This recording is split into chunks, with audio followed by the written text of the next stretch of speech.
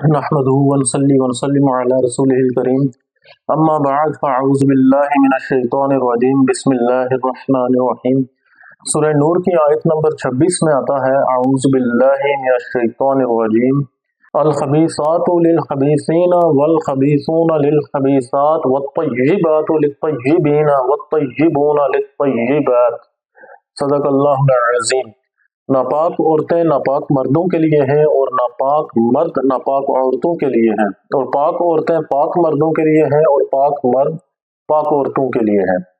اس آیت پر ملحدین اور بعض طبقے یہ اعتراض اٹھاتے ہیں کہ اگر ایسا ہے تو فرعون کی زوجیت میں حضرت آسیہ علیہ السلام کیوں تھیں اور حضرت لوط علیہ السلام اور حضرت نوح علیہ السلام کی بیویاں مسلمان کیوں نہ تھیں؟ اس آیت میں کہیں پر بھی کفر و اسلام کا ذکر نہیں، اور نہ ہی کسی بھی جگہ پر اس بات کی ممانعت ہے کہ کسی مسلمان کے ساتھ کوئی کافر یا مشرک کا نکاح نہیں ہو سکتا۔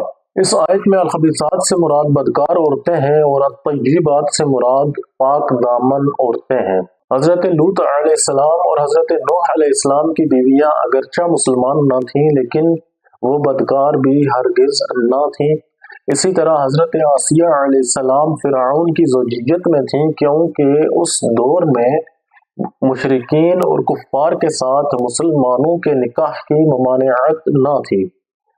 مشرکین اور کفار کے ساتھ نکاح کی ممانعت واقعہ حدیبیہ کے بعد نازل ہوئی۔ ایک اعتراض یہ کیا جاتا ہے کہ ہم روزمرہ زندگی میں دیکھتے ہیں کہ پاک باز مردوں کی زوجیت میں بدکار عورتیں ہوتی ہیں اور بدکار مردوں کی زوجیت میں پاک دامن عورتیں ہوتی ہیں۔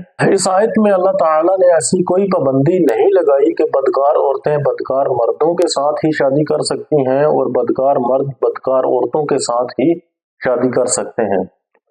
اگر ایسی کوئی پابندی ہوتی تو جس طرح اللہ تعالیٰ نے محرم رشتوں کے ساتھ مناکحت کی صراحت کے ساتھ پابندی لگا دی، ویسے ہی اس بات پر بھی پابندی لگا دی جاتی کہ بدکار مرد و عورت صرف بدکار مرد و عورت کے ساتھ ہی شادی کر سکتے ہیں اور پاک دامن مرد و عورت پاک دامن مرد و عورت سے ہی شادی کر سکتے ہیں، لیکن ایسا نہیں ہے۔ اس آیت میں اللہ تعالیٰ نے انسانوں کے قلبی میلان کا ذکر کیا ہے کہ انسان جیسا خود ہوتا ہے، جیسی اس کی اپنی طبیعت ہوتی ہے، وہ اپنے جیسے لوگوں کے ساتھ دلی طور پر لگاؤ رکھتا ہے۔ وہ جن کے ساتھ اس کی طبیعت ملتی ہے، اس کی عادات و خصائل ملتے ہیں، وہ انہی کے ساتھ اٹھنا بیٹھنا اور انہی کے ساتھ میل جول رکھنا پسند کرتا ہے۔ کسی پاک باز مرد کی زوجیت میں بدکار عورت یا کسی بدکار مرد کی زوجیت میں پاک دامن عورت کا ہونا اس آیت کے منافی نہیں، اور صراحت کے ساتھ اس بات پر پابندی نہ لگانا اس بات کا واضح ثبوت ہے کہ اس آیت کا یہ مقصود ہرگز نہیں جو بعض لوگ بتانے کی کوشش کرتے ہیں۔